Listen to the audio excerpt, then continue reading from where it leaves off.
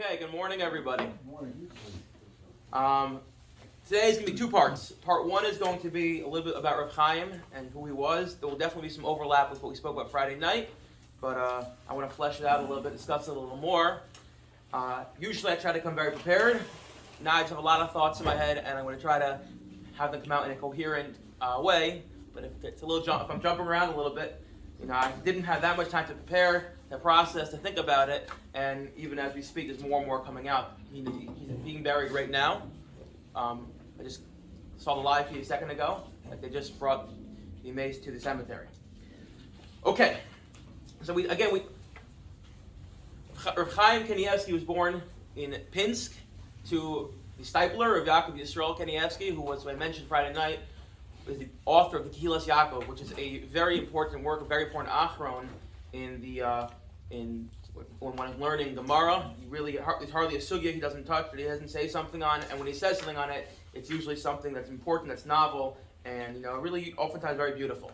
There's a beautiful picture of Chaim over here. He had pictures all now recently. He was a little older, but you look at a picture, he's a little younger. He had a beautiful Hajj upon him. He was a very happy person, you can see.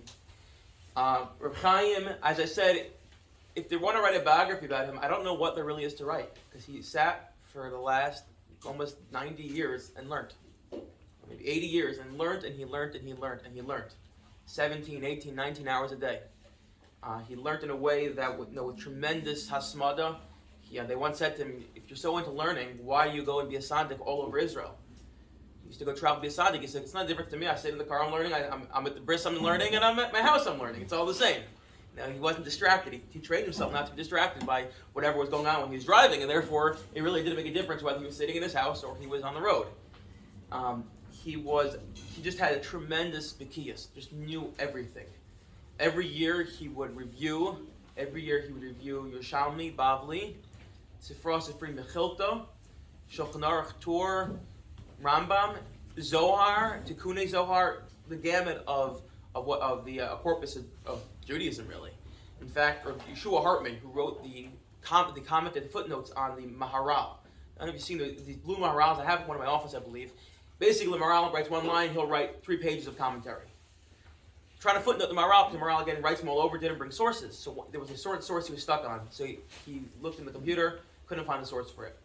He asked people, no one knew the source, and finally he said, I'm going to go visit Rav Chaim. So he traveled to Bnei Brak, and the way you get Rav Chaim was, if you didn't have a meeting with him, is his shul was across the street. So he'd come down the stairs, and he'd walk to his shul, and he'd go daven. So I've been there. He was a little older when I was there, so it took him about 5 minutes to walk across. It was maybe 100 feet. And as he's walking, one of the reasons it also took a little longer is everyone stopped asking for a bracha, asking questions. So Rabbi Hartman stops him on the way back from shul, Shachris, to his house. And he says, this source, where is it sourced? And Rav Chaim looks at him and goes, Lo b'Bavli, not in the Bavli. Lo b'Yerushalmi, not in Yerushalmi. Lo b'Tosefta, lo b'Sifri, lo b'Mechilta, lo b'Midrashim, lo b'Zohar. Tikkunei Zohar. And he pulled out some really esoteric, abstract source. He just knew it. He knew it in a way because he was constantly learning, and he always learned, he always reviewed, and he knew everything. He wrote many, many svarim, and often in areas of Shas and in Poskim that were not often written about. He wrote a parish on the Yerushalmi. Who's learning Yerushalmi? Article just finished writing their article Yerushalmi, but again, who's really learning Yerushalmi? He wrote on Derech Hamuna, which we've used a lot in Mishnah Yomi, on the laws of Zeraim, agricultural laws.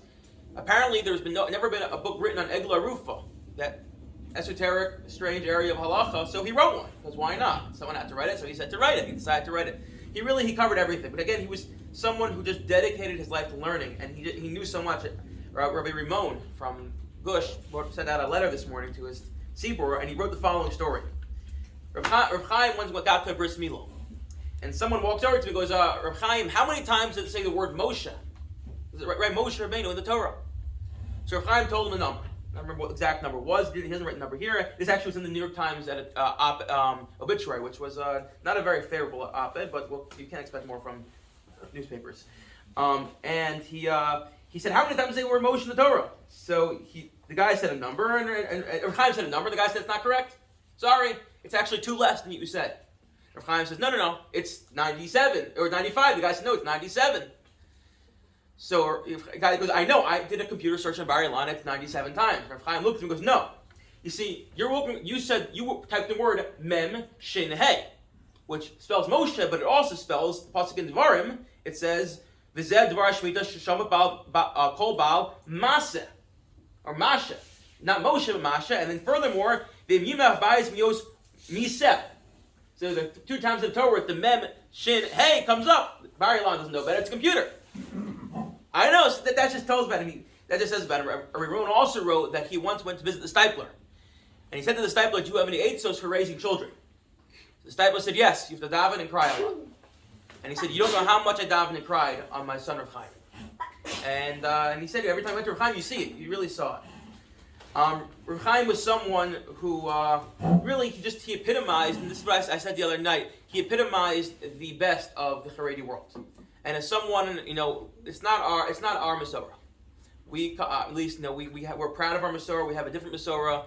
Again, there's a lot of overlap for sure. But from YU, from Rabbi Soloveitchik, someone myself who grew up more in that world, who had a certain veneration for Rav Chaim that I was not necessarily always comfortable with. But still, it's clear you can just recognize he epitomized what it meant to be, a Haredi Jew in the utmost way. As I said, his punctilious observance to halacha, the primacy of Talmud Torah. Nothing got in the way of learning. He lived a life, what he called a chovos. Not just I'm learning, but he had chovos in learning. It was obligations. Every day he had to finish a certain amount, which is why every year he finished Shas, Yerushalmi, Sifri, Sifra, Mechilot Midrashim, and in fact, he had a yearly schedule. So what happened in a year like this, a leap year? That's when he wrote. That extra month is when he wrote his Svarim. So that's just he lived a life what he called chovos.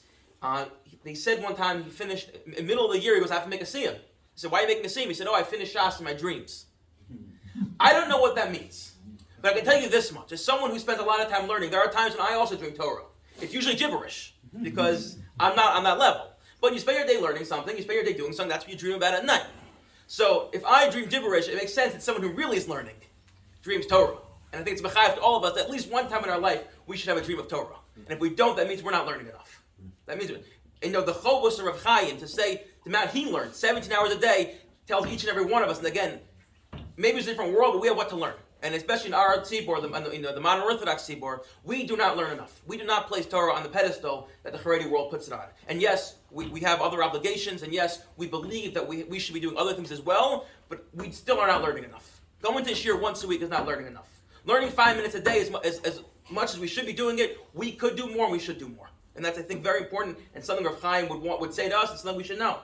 Rav Chaim, he epitomized this Talmud Torah to this utmost extent. And he also, he sacrificed to live a life that way where you are learning that many hours a day. And again, I said the other day, he may have been learning 17 hours a day, but then the rest of the day he wasn't sleeping much. He was spending Osi B'Tzarach Tzibur, answering Shailos. He never left a letter unanswered.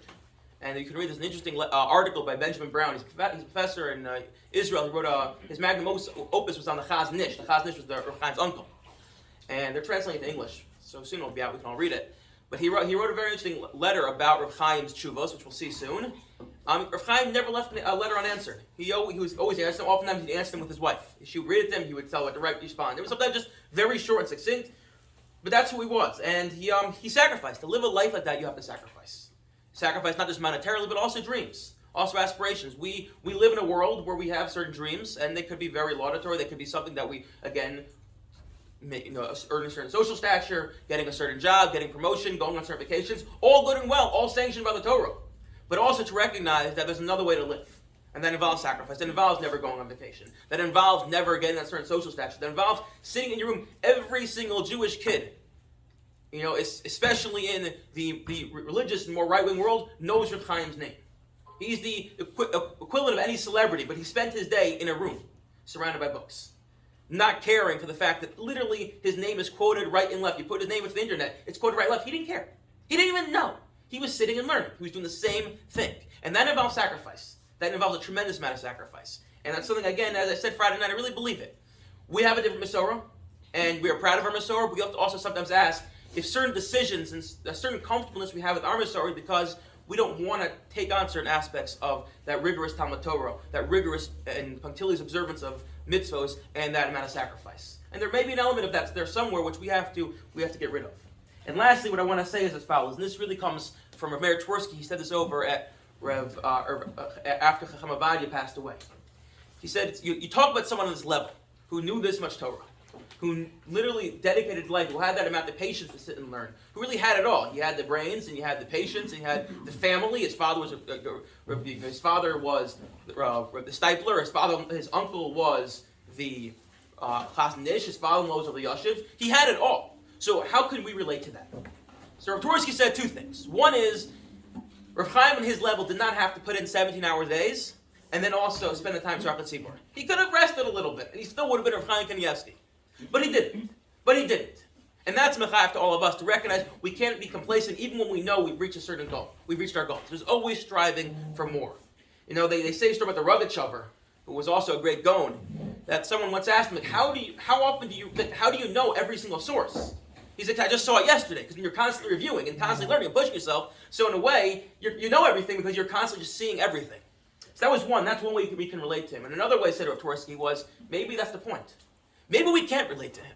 And that's the point. And he said about Chacham Avadia, if you open up his Tshuvas Yibi Omer, in one Tshuva of Yibi Omer, he knows more Torah, and quotes more Torah than your average rabbi will know their entire life.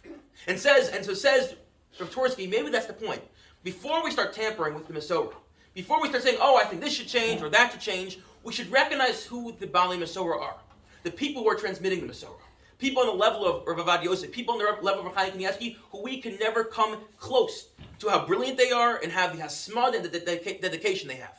And when you realize that throughout the ages, it wasn't just them, but you look back, Rav Moshe Feinstein, the Chazon Ish, you go back a little further, the Chassam Sofer, you go back a little further, the Rishonim, the Rashba, the Ritva, the Rif, the Tanam Amram, when you realize, if we can't relate to Rav Chaim, Kal V'chomer, we couldn't relate to the Rashba. Kal V'chomer, we couldn't relate to the Rambam. So before we start playing around and start asking questions, and saying, because I went on Google and I learned a little bit, or I mean Google, I still use Google, I sit and learn a lot of the day. Even myself, before I start thinking, I learned the Sugya, and I went through the Gemara, and I went through the Rishonim, and I went through the Achronim, I think I could, I have a Chiddush here, and this can be changed. Take a moment and realize, if I can't relate to Rav Chaim, I can't relate to the Masorah in that way. And maybe that's important to recognize. To recognize, says Rav Twersky, that as much as we can learn from Rav Chaim, he's also on a pedestal in a way, because we can never come to his brilliance, because just none of us have it. So I guess just to leave off before we start part 2 of this year, is just to recognize what we lost, to recognize that he was a tremendous, tremendous Talmid Chacham, someone who could put his head down and say, Lo b'Bavli, Lo b'Yerushalmi, and tell you where it was. And to also learn that perhaps we should also, where can we sacrifice a little bit? To learn also that we can also up our observance, and lastly, I think most importantly, to recognize that our level of Talmud Torah, especially in our community, is nowhere where it should be, and we still can be learning, and still can be working, and still can be involved in all the things we want to be involved in, but learn more. It's just a matter of priority. And that's what I want to say about Rav Chaim. That should be and Leah for his neshama. Okay. What are we up to with time? Okay. Good. Turn this off over here. Okay, so what I want to do today, in terms of the Shailos U'Teshuvos part of this year, was look at some of the Teshuvos Rav Chaim wrote. Now here's the thing. Looking at the Teshuvos they wrote from Rav Chaim will not do him justice, because, as I said, he was a taciturn. He barely said much. He said very little. You'll see from the Teshuvos, they're all one-word answers. Yes, I did cherry pick and picked out the ones that are one-word answers, but that's the bulk of them. One word, one line. And if you really want to see what he did, what he added, so you have to look at his Perush Derech Hamuna, where he wrote a Mishnah Berurah like commentary on Zroyim. You have to look at his other Perushim, his Perush and Shas, on Yerushalmi, he really wrote a tremendous amount. But his Shailos U'Teshuvos, he was of the style to write very little, but I figured it'd be fun to go through a couple of them. So, again, page 1 is the picture of Chaim, and again, I'm not as prepared as usual, I'm sorry, because this is a little last minute. I figured the best way to do this was to talk a little bit about each topic, and then see what Rav Chaim had to say. So I opened up this Shailos U'Teshuvos from Rav Chaim, again, written by one of his Talmidim, and so Hilchos Pesach. What is it, Hilchos Pesach, Shloshim Yom Kon L'Chag? Let's talk a little about it. So the first tshuva is on Tainis Bechoros. What is Tainis Bechoros? Anyone familiar? Anyone a Bechor here? All right, what's Tainis Bechoros? Erev Pesach that we don't that any Bechor has to fast. Exactly, and why? Because they were spared. So if you look in the Yerushalmi, it's not found in the Bible. The Yerushalmi records where Yehuda HaNasi used to fast on Erev Pesach. When the Gemara says, it wasn't because of times, but Chorus, rather, he wanted to make sure that if he knew if he ate, he wouldn't be hungry to eat matzahs.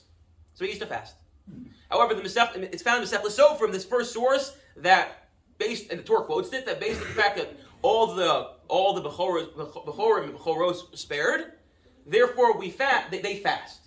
Which means, by the way, it's not just the men, it's the women as well, because if we're commemorating the Nes, so then both men and women should fast. There's a big discussion with the poskim. What about children? Should parents fast for their children? What if you have the father's Bechar and the kids' Bechar, so maybe the mother should fast in that? That's the discussion that's brought down. What's interesting is the Chassam Sofer asked this question, Chassam Sofer of last week in Perish on Shas, because I don't understand. Every other time we commemorate a Nes, what do? Right? They tried to kill us, we survived, let's eat. Why is this first time they tried, we were spared, a great Nes happened, let's fast? Well, it's not they tried to kill us this time, it's a Kadosh Baruch who spared us because he killed all the others. I mean, Hashem's always hands in everything also. Yeah. So Chassam Sofer says as follows. He says, actually, it's not necessarily a commemoration of the fact we were saved, but rather we are replicating what all the Bechorim did in Mitzrayim. He said that day, the day before Tanis Bechoros, he said, it must be all the Bechoros fasted in order to be spared. So we're commemorating this. That's what he says. You could also What?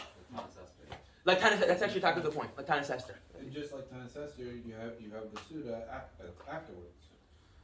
That's a very good point. Because you have the Seder afterwards. That's a very good point. Now you said that, actually, it reminds me that there was a Rav has a Homa Halach where he says Tanis Esther is actually this dual aspect of Purim. I shouldn't get sidetracked here, but I'll say either way. He says if you think about Purim, there was a happy time. There's also a very sad time, and because he wants to argue Tanis Esther is actually part of the Purim experience.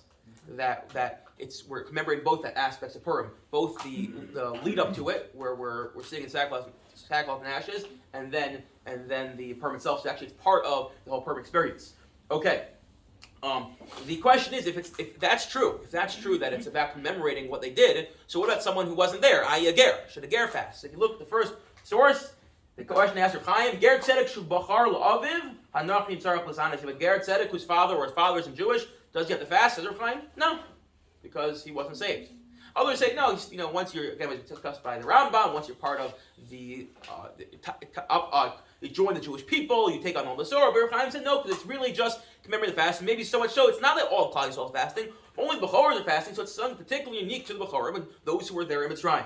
I possibly like him. Okay. Okay, very good. Is it specifically like the firstborn of a non-Jew, or what if his son, a Gary? Yes, I thought it was a little funny, but I assume you'd have to. No one said otherwise, so that's why I thought it was a little funny. But yeah, that's what Chaim said. Could you also argue that all Gerim are considered sons of Av? Yes, that's what I said. We have that argument from we saw from the Rambam a couple weeks ago, so that's why others disagree. But what is interesting is the post can treat this like a regular fast. What were you saying? I meant, since they're all sons of Abraham, then therefore they are not poor, because we're certainly generations later would not be firstborn. I hear. I don't know. Okay, I hear. The post can treat this like a regular fast, meaning if one is going to fast, anenu, you should lay in vayachal, like it's mamish a regular fast. And so much so, it seems like, the Aruch HaShulchan, it's like, I don't know why people aren't fasting. It must be this generation is very, very weak. You should fast. Although the Mishnah Berurah does say, the Shulchan Aruch says in Siv Gimel, if people are not going to be able to keep the mitzvahs of the night properly, so then they should certainly find a way to break the fast, because you have a minhag versus, a chiyuv d'oraisa, the one chiyuv d'oraisa a year to actually eat matzah. But what's interesting is that, again, people, you should fast. However, the minhag to develop, we don't fast. What do? We make some sort of sudas mitzvah. We have a siyum. What happened to see him? And again, the poets discuss in this interesting place.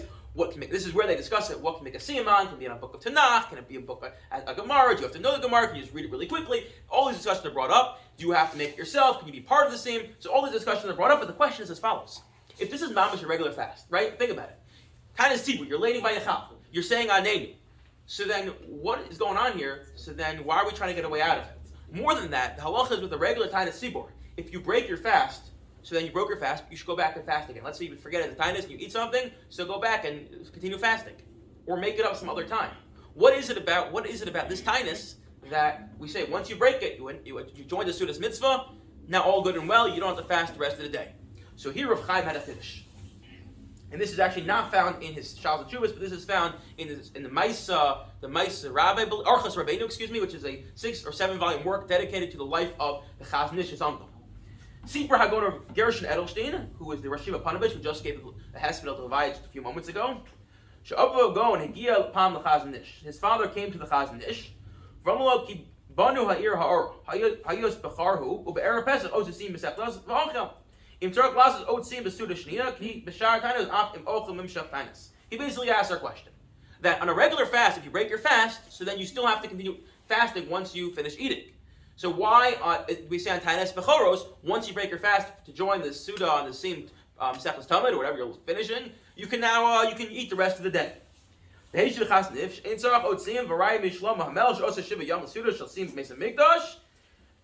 And the Chazon basically says, and I think his understanding is that when you make a siyum, you're happy the rest of the day. So with Sameach, you finish something learning, you're happy the rest of the day, and therefore you don't have to finish it up. But again, why? Why? This is what Rav Chaim says. Host if I go to Chaim Kanievsky Shlita, which is kind of awkward to write Shlita in the book, but because these things happen. What is different about Tainas Bechoros from all the Tainuses? Because most Tainuses, if you eat them, the Tainus still goes on. It says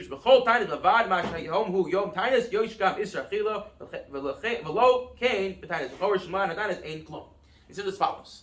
Most Tainuses, there's zwei dinim. There's an obligation to fast, and there's a prohibition to eat. And therefore, you have an obligation to fast. If you break that, you still have a prohibition to eat. But for some reason, they instituted Tainas Bechoros. They only made an obligation to fast. There's no prohibition from eating. Which means if you have a head there now to break your Tainus, Sudas Mitzvah, well now you can continue eating the rest of the day. That's what Rav Chaim wanted to say. Which is an interesting idea. Why do they do that? I speculated perhaps because of what the Shulchan Aruch says in Gimel. Again, this is all in minhag. And what happens if you know by fasting you're not able to stay up for the Seder, so then you just mivatal multiple mitzvahs ases. So therefore they made a lower level Tainus. That was one idea from Rav Chaim Kanievsky. Any questions, comments, Aras? Okay, let's do a couple more. Oh, by the way, another question. I put it there in your test. What about if you heard a siyum before Shabbos, you're not allowed to eat, so you're not going to eat then, so then can you then eat after Shabbos? I said, yeah, not a problem. Yeshar Bahani. Yeah, you could. Again, very short, succinct. Challenge number 2, Bittul Chametz. Why do we do Bittul Chametz? Anyone know? How is it Ka'afra, Ta'ara? We say a lot of interesting things. It's actually a really fun statement if you actually learn through it. But yeah, anyone know? To cover every base we In can. case you find something on Pesach. In case you find something on Pesach, cover every base you can. Right. So then why do we do... It's such a harsh mitzvah to start with, but we're trying to do everything we can to get rid of it. All right, such hard mitzvah, cover all bases. If that's true, so why are we looking for chametz? To cover every base. So you're going to see... we have Tosfos sitting over there. That's Tosfos Shita. Right, one can make an argument. Once you say that the chametz is offered to Ara, it's no longer mine, so you're now over Bali Rabbi Matzah. It's not in your possession anymore, and therefore there's no need to do no need to look for it. But don't you look for it so that you get the mitzvah, the chiyuv to clean for Pesach, to get ready for Pesach, and then you do bittul after you look for it, just so that you cover So you're just the same way you make brachas. If you make a bracha on food, you make as many as you can, not just one to cover it all and move on. Well, I'm going to argue with that statement. But yeah, you're talking about a different idea. This idea of tashbisu, that besides the isser to have chametz in your house, there's also a mitzvah in Erev Pesach to destroy chametz. So much so the Minchas Chinuch says if you have no chametz, go out buy chametz to destroy it. This is a wild chiddush. We've had to do that before when you forget and you're like, oh no. I don't know if we pass in that way. But again, so basically, why do we do bittul? If we do bittul, why do we look for chametz? So it's kind of what we say in the room. Rashi says because you might still be over Bal Yirah, Bal Yamatzah if you have it in your house. It's a bit of a chiddush. Tosfos says, as we have in the corner, Yair said, chametz is unique. All year round, you can eat your pizza. Suddenly, it becomes totally usher to you, so it's very possible you'll forget about it. And then if we say, go search and destroy it, and then, even though you mevatel it. The Ran, I think, is my favorite pshat, yeah.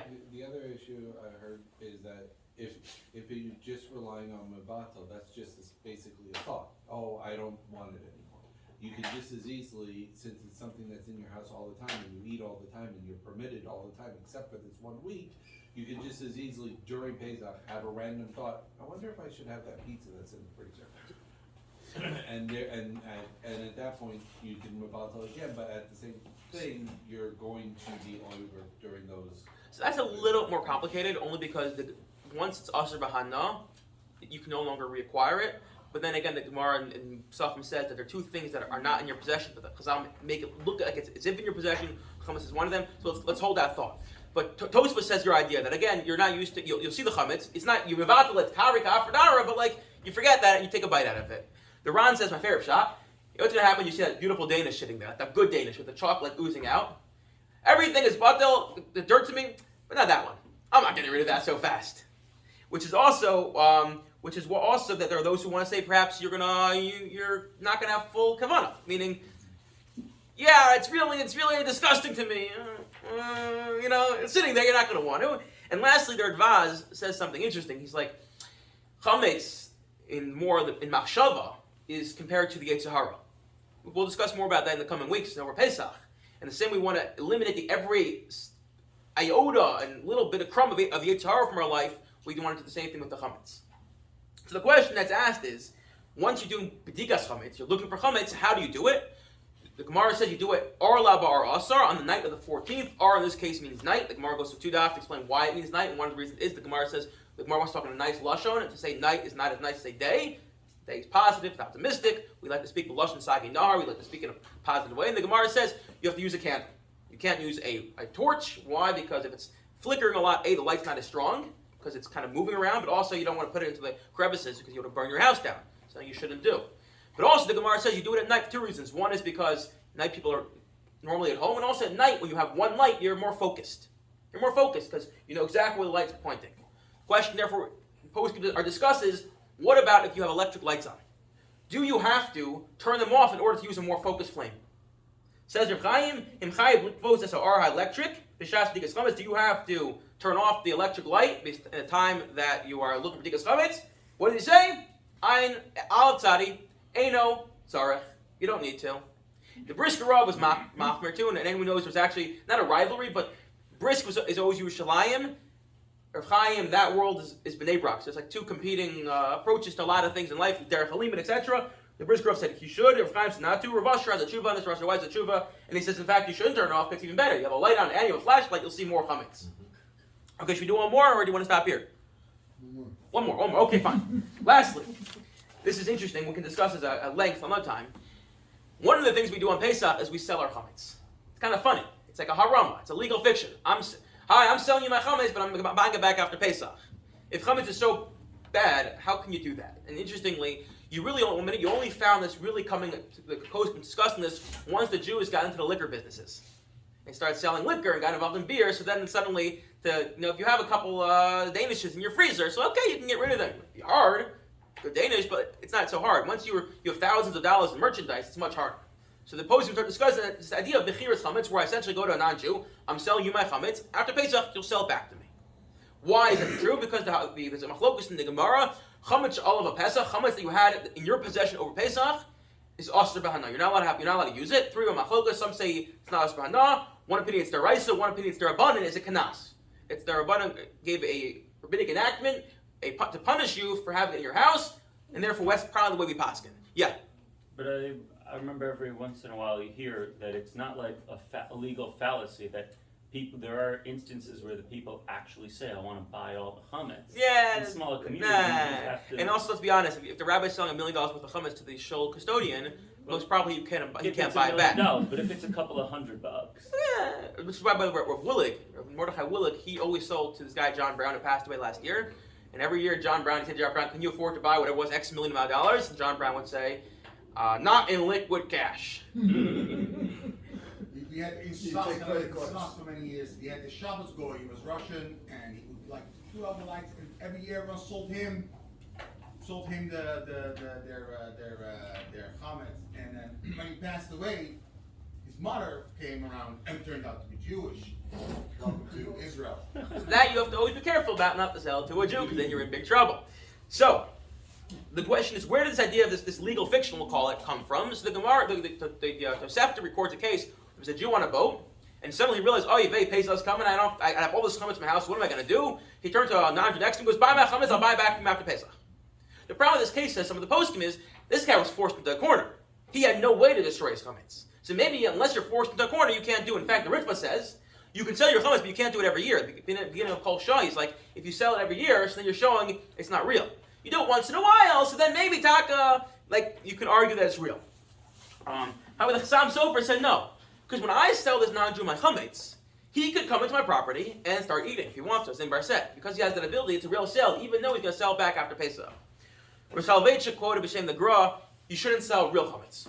Chametz Gomer, he was makber not to sell, because he said again, maybe these sort of haramas only work on the level of the Rabbanah, but not on the level of the Raisa. However, Shechter comes along and argues in a long article in Ikfei Atzon, his second sefer. You know his farm is first one's Eretz Tzvei, so that's Aleph, second one's Ikfei Atzon Beis, third one's Ginos Egos, fourth one's Divrei Sofer, Aleph is Gimel Dalet. Hopefully he gets a tough one day. But he argues that there's a difference between doing a harama, which is a legal fiction when it comes to avoiding an Isser, versus avoiding a mitzvah. The Tosfos at the beginning of Bechorah says if one has a Bechar is the firstborn animal, there's a whole process one has to do to Pidim Petach Hamar. In order to get out of it, Tosfos says, just sell the animal or make one of the partners in the ownership of the animal a non-Jew. If you do that, then there's no Pidim Petach Hamar. And why should you do that? It's a Tosfos because you're going to end up running into all these issues of you're not allowed to have hana from the shearings of this animal, and you run into all these sort of it's a Pidim Bechar. You run into all sorts of issues, isurim. So to avoid an Isser, you can sell it. To avoid an Isser on Pesach, you can sell it. Although Rav Shechta says, therefore, you should keep a little bit, so you can be kind of the mitzvahs aseh of Tashbisu.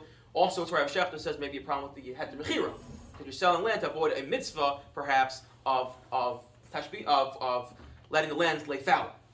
Says Rav Chaim, they said to him, now that we know this, it's all legal fiction, and maybe it's just a level of rice, it might not work. We run into all these issues. It seems like b'diavad, you have this ritfa. So, is there room to be extra hiddur, to be extra careful, to add on an extra hiddur, an extra level of observance, and refrain from eating chametz that was sold to a non-Jew on Pesach? Because again, the ritfa is a legal fiction, it's a loophole, and what does he say? Low. No. Okay, so that is just 3 chuvas when it comes to a Pesach from a Chaim. You see, by the way, it may look like one word, but we just spent 5 minutes. You really spend hours behind each one of these one words, because this was the man was really, he was a goon. He was a gadol hadar, someone who, it's a real loss to Klal Yisrael. So the neshama should have an aliyah, and we should all take something, take one thing. I think a little extra learning, a little extra careful observance with mitzvos, and incorporate that into our own lives. I wish everyone a wonderful week.